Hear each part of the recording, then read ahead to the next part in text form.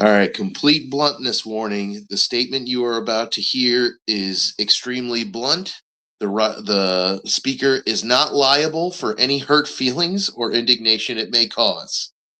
I was 10 years old the first time I had enough social freedom of expression to realize that what I am is a highly scientifically minded, methodologically naturalist, scientific realist, like a strong scientific realist, bordering on a naive scientific realist, agnostic atheist. I couldn't put it into words as well as that back then, but in hindsight, I feel like that's pretty much what I have always been. And once I got free of theism, I've never looked back. Some people say they miss the woo woo sometimes. I only ever say so jokingly. Like when I think about how much money I could make as some creationist, pseudoscience, digital creator grift, I could dance circles around most of these guys they got. Like Joe Rogan. In reality, it was like having a weight that had been around my neck my whole life without me even knowing it was lifted. Like the lock on a cage I didn't even know I was in had broken open. I realize now the lock was never real.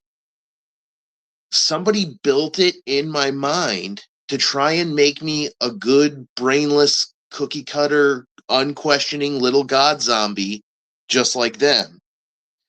But that was never who I am. I am curious as fuck, and my brain is bubbling with questions and a thirst to know more.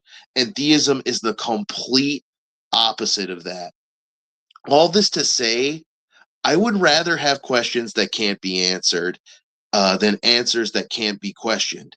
And this is because in 34 years, I can say with complete and utmost honesty, integrity, and clarity that the two uncontested best routes I know of to believing as many true and as few untrue things as possible are philosophically and logically valid and sound ontology, epistemology, and axiology, and the scientific method, especially when you can back either of those up with facts, statistics, percentages, math, and repeatable observations, those things generally known as empirical evidence. And I will say a decent third place in terms of knowing as many true and as few untrue things as possible is to do your very best to understand a little better each day what it means to be wise and then to actually do those things as much as you can, which is much easier than said than done rather. um and I think I've learned over time what a lot of those things are that I didn't know previously. Is it wise to seek out other opinions and viewpoints? Yes. Is it wise to not be convinced by everything you hear? Yes.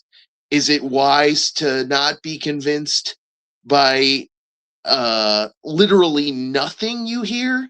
Yes. It's wise to be convinced by some things, to word that better.